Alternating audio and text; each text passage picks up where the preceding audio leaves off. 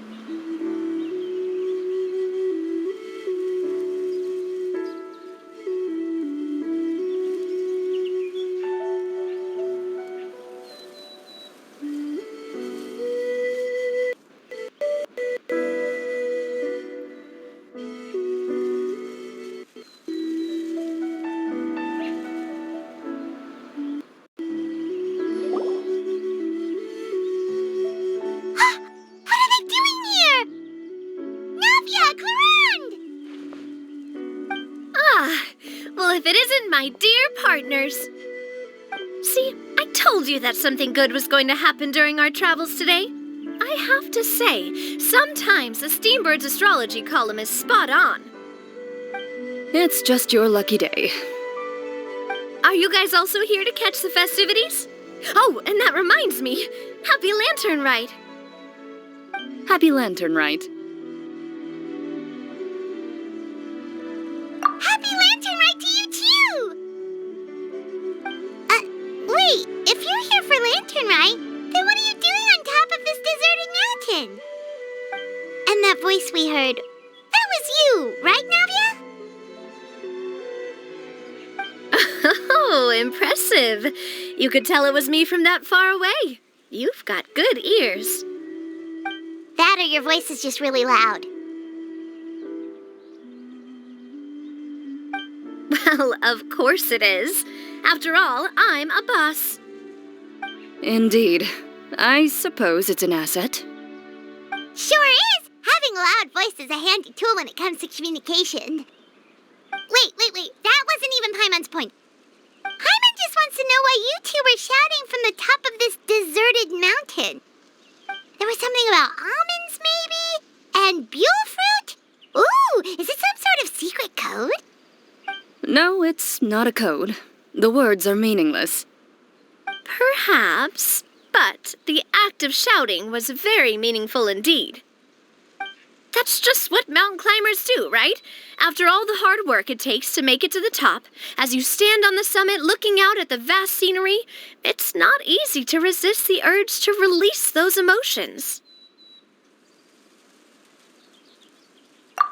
Exactly. You get me, partner. I was afraid that it would cause a disturbance, so I asked the locals around here, and they said it was fine. Apparently most hikers like to shout when they get to the top, so the locals are used to it by now. So, you see, it's not just me. I guess everyone shouts from the top of a mountain at some point in their life. Speak for yourself. When you're stressed, don't you ever just get the urge to do something for no reason? Not really. If I ever get stressed, I just go hunting. Oh, that's a pretty good way to relieve stress.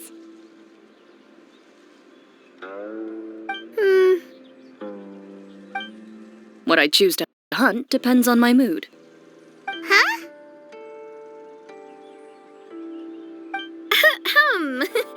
Anyway, why don't you two give it a try? Shout anything you want. It's a real stress reliever. As long as Paimon has clothes on her back and food in her belly, Paimon doesn't think there's any stress that needs relieving. Oh, I bet you guys are just too embarrassed to let loose. No need to be shy. Even Farina was shouting from the top of this mountain earlier. Huh? Did Paimon hear that right? Farina's also here? In Chaoying Village? Believe in your ears. It is indeed as you heard. Actually, the reason we climbed this mountain in the first place was also because we heard the sound of shouting. Yes, we could just about make out someone yelling things like, "Help me!" and "What should I do?" So we hurried up here to check it out. And what do you know? Miss Farina was standing right there, all red in the face. She practically sprinted back down the mountain the minute she saw us. Ah, that reminds me. I believe what she actually said was, "So help me, I will figure out what I should do about this script." So, you could actually hear what she was saying? Why didn't you say so earlier?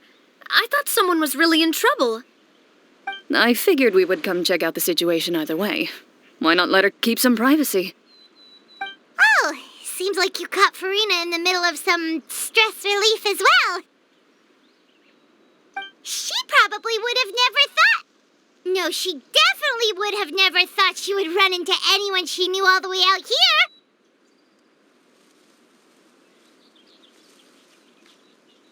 I think so. We ran into Nervalette on the way here as well, but he was already on his way back, so they probably weren't together.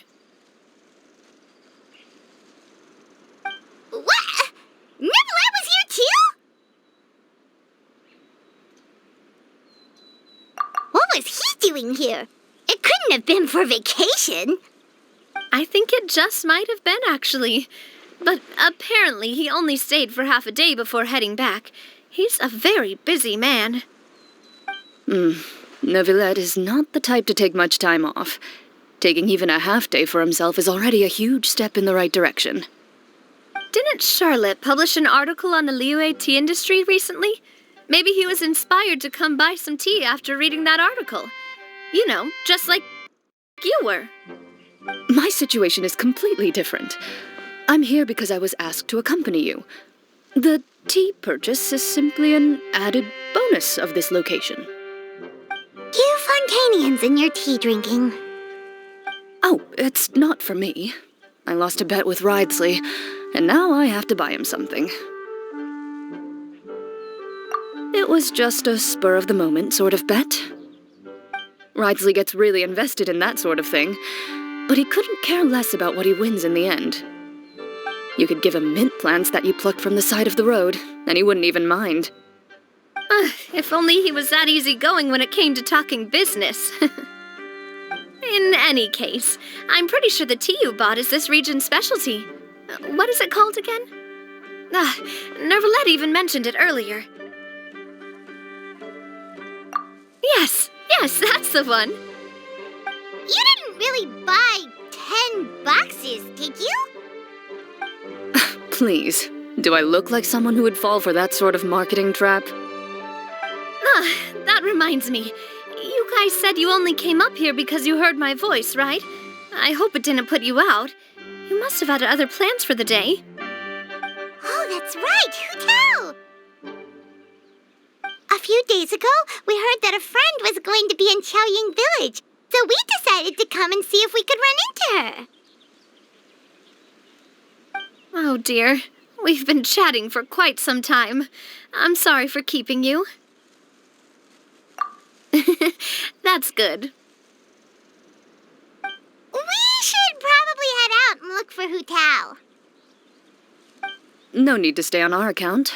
We just got up here, so we're gonna stay around for a little longer. Go and meet your friend. We can meet up in Chaoying Village later. Sounds good. We're gonna head down the mountain then. See you later!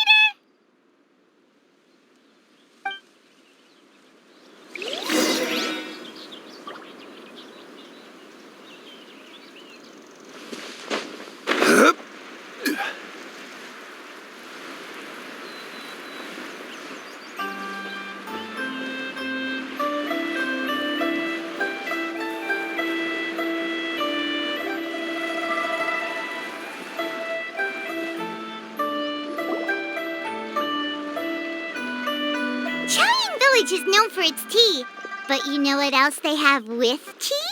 That's right, dim sum! Didn't Gaming say something about dim sum being eaten in the morning? Oh, Paimon wonders if we can still get some at this time of day. Oh, well that's fine. thing, too. Paimon doesn't care what kind of tea it is, as long as it comes with some tasty snacks. Now, let's see what kind of yummy things we can find around here.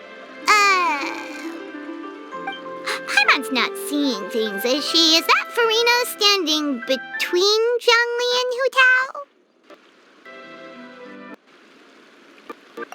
Wonder what they're talking about. Zhongli knows a lot of stuff. Maybe he's telling Farina about Chaoying Village. Oh, or maybe Hu Tao is trying to rope Farina into being one of her clients.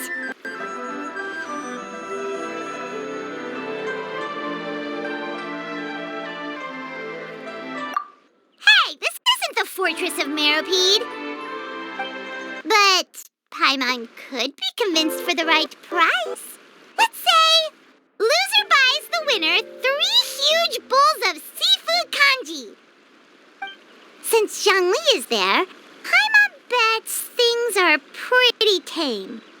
It's decided then. Paimon votes for tour guide Zhongli.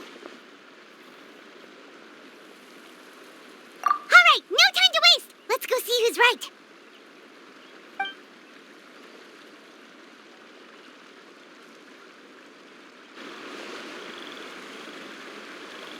Good afternoon, Hu Tao, Zhongli, and Farina!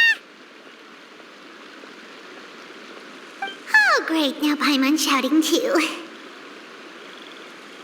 Oh, well, aren't you a sight for sore eyes? Seems like our luck just keeps on growing.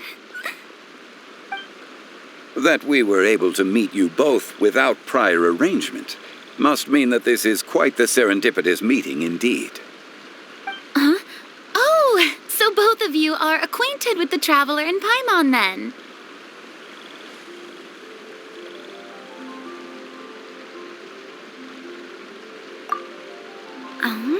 Looks like someone's learned a thing or two from Zhongli.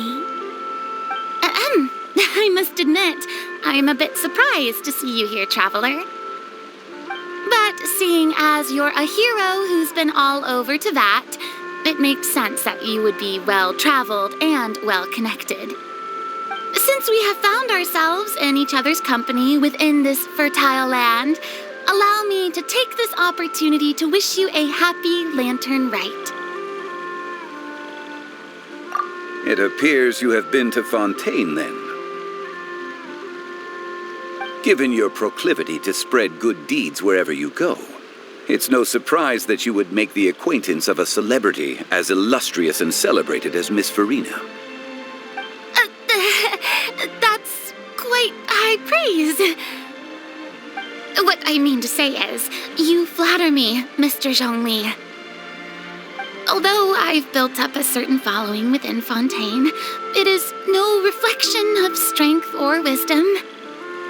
I stand before you right now as nothing more than an ordinary traveler in search of beautiful scenery and creative inspiration.